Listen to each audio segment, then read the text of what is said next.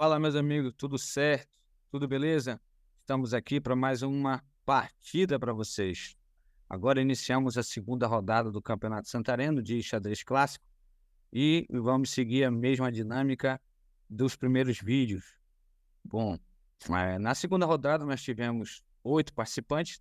Na verdade, teríamos ali 9, mas como o número ímpar, né, sempre fica um de buy no sistema suíço. Jogaram 8 jogadores e um ficou de sistema buy, ganhou um ponto. A partida que você vai acompanhar hoje é da segunda rodada, a mesa 4, e ela contou com os seguintes jogadores. Veja aí, de brancas, Jordi Rodrigues com 1.859 de rating e de negras, Raikson Santos com 1.791 de rating. Tá? Não se assustem em termos pelo número, de certa forma, baixo do Raikson, mas ele é um dos jogadores mais fortes daqui da nossa cidade. Ele, infelizmente, perdeu pontos pelo Campeonato Paraense do ano passado, que ele não obteve um resultado tão bom assim. E na realidade, ele foi o que mais chegou perto de conseguir a vaga para ir para o Floripa no ano passado, mas pelo fato de ele ter perdido algumas partidas importantes, tirou uma boa quantidade de rating dele. Mas é isso. E o Jordi escolheu a abertura do peão de dama D4. Aikson joga ali já uma defesa super moderna com o peão G6. É considerado pelo computador uma imprecisão, porque nesse caso ele indica que ou o cavalo F6 ou até o D5, como duas aberturas duas defesas, digamos assim, né, mais certas para jogar. Porém, jogar G6 não chega a ser um erro, ou o computador considera até uma imprecisão, mas se for seguir a linha completa certinho, a gente vai chegar na Índia de rei com uma pequena mudança. Então, seguiu-se aí peão C4 pelo Jordi, bispo G7 pelo Raikson, cavalo C3, cavalo C6, cavalo F3 pelo Jordi, peão D6, Raikson, peão E3 pelo Jordi, bispo F5, já procurando contato aqui nessa diagonal. Jordi responde com bispo E2, cavalo F6, e aqui nós temos praticamente uma defesa índia do rei, né? O lado das negras praticamente com o seu desenvolvimento completo, faltando fazer o roque e conectar suas torres, e aquele G6 lá no início acabou não sendo, de certa forma, errado, né? Então, a imprecisão o computador considera pelo fato de ter duas opções que poderiam ser melhores. Mas, enfim, vamos nessa. Roque pelas brancas, peão A6 pelas negras, peão B3, defendendo ali, mais uma vez, a casa de C4, e cavalo B4 pelo Raikson, colocando duas peças atacando a casa de C2. E aqui o Jordi escolheu o cavalo E1, que traz uma defesa, né? Fica a dama junto com o cavalo. A consideração da imprecisão pela parte do computador é porque ele considera que o lance A3, com o intuito de expulsar o cavalo, seria melhor. Contanto que esse cavalo saísse realmente para C6, o jogo das brancas estaria até um pouquinho acima, mas nada muito grande. Agora, se de repente o jogador de negras fosse querer atacar, mesmo assim, essa torre de A1, ele estaria cometendo um erro muito grande. Preste atenção. Se ele joga cavalo C2 fazendo esse ataque, em algum momento ele vai perder esse cavalo. Porque aqui, branca joga torre A2 e a vantagem é muito alta. Então aqui, se ele faz qualquer lance que ele busque ou o centro ou o roque, ele vai perder esse cavalo e esse bispo por uma torre. Então, conferimos. Faz o log, e aqui o computador realmente recomenda fazer isso. Se você sai com um ganho de peças, né? Ali trocou duas por uma. Então essa seria a sequência, por isso que o peão A3 naquele momento seria a melhor escolha, mas o Jordi escolheu pelo cavalo em E1, que manteve ali a defesa em C2. Então seguimos, depois de cavalo E1, foi jogado A5, protegendo esse cavalo. Agora sim o Jordi resolveu jogar o peão em A3. Hagson recolheu seu cavalo para A6, já pensando numa saída do peão de C5 e abrir casa para o cavalo chegar mais tarde. Bispo B2, abrindo a diagonal, C5, né? Abrindo a coluna. Peão D5, já procurando fechar o centro. Cavalo C7 pelas negras. Peão F3 pelas brancas, já procurando fechar todas essas casas do bispo de casas claras das negras. Foi jogado roque pelas negras. Peão E4, fechando o centro. Bispo D7. Cavalo e D3. Depois de cavalo D3, nós temos peão E5 jogado pelas negras, arrumando uma maneira de manter fechado ou até propondo uma tomada em passando pelo lado das brancas, e foi o que aconteceu. E aqui nós temos peão de F tomando por peão de E6. O peão foi considerado uma imprecisão nesse momento, porque o que poderia acontecer de ruim para as negras foi o que houve. Peão E5 atacando o cavalo, e ele não pode tomar, porque querendo ou não, ele já vai ficar com 2 peões soltos. E aqui o computador sugere que o melhor lance é o cavalo C6. Então, nesse momento aqui, era para ele ter tomado de cavalo o peão de E6, e a partida poderia seguir com A4 das brancas, reforçando a ala da dama, bispo C6, e o jogo poderia seguir, de repente, até para um empate, porque todas as peças estão ali jogando, estão procurando o centro de alguma maneira. Mas ele tomou com o peão, né? E o jogador de branca jogou peão E5, atacando o cavalo e peão. Raikson resolveu recolher o seu cavalo. Depois de cavalo E4, Raikson joga bispo C6, já trazendo o seu bispo para a grande diagonal do jogo. Peão toma peão em D6, bispo toma na diagonal, cavalo retoma esse bispo, e o cavalo sai para 6 porque ele estava atacado 2 vezes, porque ele estava atacado, e esse peão não pode ser capturado pelo cavalo, porque ele tem 2 defesas. Depois de cavalo A6, o Jordi joga dama D2, praticamente finalizando toda a parte do seu desenvolvimento, deixando as suas torres conectadas. Bispo toma o cavalo, que defendia o peão de D6, peão toma peão, cavalo toma peão de D6, torre captura F8 cheque, dama captura F8, já trazendo uma outra defesa para o cavalo. E antes de fazer uma defesa do peão central, tem um lance intermediário onde você ataca a dama e obriga seu adversário a fazer algum movimento. Foi jogado dama E7 e dama E3 para proteger o peão do centro. Então, nesse momento, o jogador de negra jogou dama G7, trazendo um ataque ao cavalo que está solto na casa de B2. Jordi não resolveu defender, resolveu atacar. Raikson ainda não quis trocar de imediato, resolveu colocar a sua torre na coluna F, já trazendo ali mais um apoio para essa coluna, prevendo coisas futuras que poderiam acontecer.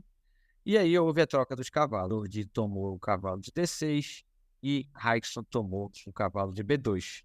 E aqui foi jogado torre D7, considerado aqui um erro gravíssimo, né? Um erro grave. 2 pontos de interrogação pelo jogador das brancas. Qual foi a ideia dele? A ideia dele de jogar essa torre não é apenas, digamos que, forçar esse peão de B7 que está fraco. A ideia de jogar o D7 era que futuramente pudesse chegar uma dama H6, para que no futuro já pudesse ter ameaça aqui de mate, né? Caso a dama saia daqui descuidadosamente. Então, o torre D7 foi considerado um erro, porque o que veio em seguida era o que realmente deveria ser feito para que essa torre necessitasse sair daí, e foi jogado o cavalo B8. Porém, aqui o jogador de brancas poderia reforçar, jogando E5, seguiria-se com o cavalo C7, e depois você abriria aqui o espaço para o rei. E aí, no futuro próximo, você poderia entrar com a torre em E7. Então, ele não jogou o peão de E5, jogou torre direto na D7, e aqui houve cavalo B8 para atacar a torre. Bom, aqui o jogador de brancas agora encontra-se num dilema, né? Tem esse peão caído, tem esse peão caído e tem essa torre atacada. E detalhe, se ele deixar a defesa dessa coluna, ele pode levar mate em poucos lances. Confira isso. Se ele toma o peão de B, ele aqui tem mate para 3 lances. Isso demorando muito, né? Se ele joga direto bispo F1, tem dama toma F1 e é checkmate. Para postergar um pouquinho mais aqui, diria para vir com dama C1, toma dama, e aqui ou bispo D1 ou bispo F1 levava mate. Então por isso que ele tem que tomar cuidado nessa coluna e tem que jogar dentro dela. Então depois de cavalo B8, ele retornou para D1, mantendo a pressão na coluna D, fazendo de tudo para não levar mate. Foi jogado cavalo C6 e foi jogado H4. Aqui esse H4 é considerado uma impressão porque, de certa forma, ele não está defendendo nada e nem está atacando nada. Aqui ele tem o seu peão de A3 atacado e que o computador sugeria para esse momento seria eu jogar bispo G4, atacando também um peão adversário. E depois de peão H4, foi jogado cavalo D4 pelas negras, e agora sim entrou o bispo G4, e que veio um erro do jogador de negras, do Rickson, que jogou esse H5. A ideia aqui desse H5, de atacar o bispo, de fazer com que ele fugisse, ela não se tornaria boa de forma alguma, porque o jogador das brancas pode conseguir um empate forçado aqui. Se caso o jogador, depois de tomar esse bispo, corresse para F7, aqui a vantagem branca seria muito alta, porque viria esse ataque com torre F1, e aqui ou defende com o cavalo, perdendo esse cavalo, ou foge com o rei, porque mesmo se fugir depois, essa torre vai se tornar um alvo e ela vai acabar caindo. Então a vantagem branca se tornaria muito alta. Então, nesse momento que foi jogado o peão em H5, considerado esse erro, o certo seria jogar o peão de E5, trazendo mais uma defesa para esse cavalo no centro e mais um peão, reforçando aqui toda a estrutura do centro negro, certo? Então, assim, depois do peão H5, o jogador de brancas ainda cometeu um erro, que foi jogar esse dama G5, trazendo a mesma ideia, né? A ideia era, se o jogador de pretas toma aqui o peão, e o jogo está empatado por cheque perpétuo, certo? A ideia de ser um erro também é porque, como nós falamos agora há pouco, o correto seria tomar esse peão e na retomada ele entraria com a dama na coluna G, mais uma vez forçando ou o empate ou uma grande vantagem caso o rei entrasse para F7. Então depois de G5, o jogador de negras fez mais esse erro, jogando o rei em G7. Ele pensou em trazer mais uma defesa, porque ele já imaginava que no lance seguinte o peão fosse ser capturado. Então, nesse momento, o que era realmente pedido era jogar dama em F2 para dar esse cheque, e depois de rei H1, a dama viria para F6, já ofertando trocas e se mantendo em uma vantagem boa no jogo, e o jogo estaria virado para as negras. Então, depois de rei G7, jogado pelo jogador de negras, considerado um erro, o jogador de brancas tomou o peão em H5 e já reforçou aqui 2 ataques na casa de G5. O jogador de negras comete aqui uma imprecisão, jogando torre em F6. Mais uma vez o pedido era dama, F2 dando cheque e seguir por aquela sequência das trocas, de possível troca de damas. E se manteria um jogo mais equilibrado nesse momento. Porém, depois de torre F6, ele está sujeito a levar mais um ataque, onde ele não consegue defender diretamente a casa de G6, que é o lance jogado pelas brancas, esse peão aqui, E5. Então, depois de E5, aí sim ele jogou dama F2, dando cheque, rei H1 e dama e torre na F4. Esse lance é considerado uma imprecisão e ele já traz uma grande vantagem para o jogador das brancas, porque essa parte já fica totalmente descoberta, né, pessoal? Não tem mais ninguém defendendo esse pedaço aqui e nós teremos futuramente uma dama e um bispo fazendo um ataque em cima desse rei. Ele vai ter sim casa de fuga, mas ele já vai ficar totalmente mais vulnerável. É certo que, como você deve ter percebido, o lance de torre F4 ele ameaça lá, né? Não diretamente o mate, porque se a dama se manter na defesa, ele vai ter que trocar a dama, vai ter que dar essa dama. Mas o que aconteceu na partida foi exatamente o que o computador sugere. Dama captura G6, rei F8. Só que aqui o jogador de brancas, pelo fato de no momento ele ter pouco tempo em seu relógio, talvez ele não tenha conseguido calcular suficientemente o que ele poderia ter de vantagem se ele procurasse fazer algo diferente. Porém, ele optou pela perpetuidade. Então, o jogo chegou a empatar pelo cheque perpétuo. A ideia é que se ele ainda tivesse que continuar a querer atacar e manter a sua vantagem, é que depois de dama E8 cheque, rei G7, ele poderia vir com dama E7 e o jogo estaria bem mais propenso ao lado do jogador das. Então é isso. Tivemos esse empate na mesa 4. Jordi e Raikson, uma bela partida. Estamos agora para você. Como foi a precisão? Os jogadores ali tiveram 89% do jogador de brancas contra 88% do jogador de negras, sendo que o jogador de brancas cometeu 2 imprecisões, 1 erro e 1 capivarada, e o jogador de negras cometeu 4 imprecisões e 2 erros. Então é isso, pessoal. Muito obrigado pela sua presença, pela sua companhia até aqui. Peço que deixe seu comentário, deixe sua sugestão, se você acha que o Clube de Xadrez pode estar abrangendo alguns outros assuntos para iniciantes, para intermediários, assuntos mundiais, o que está acontecendo por aí afora.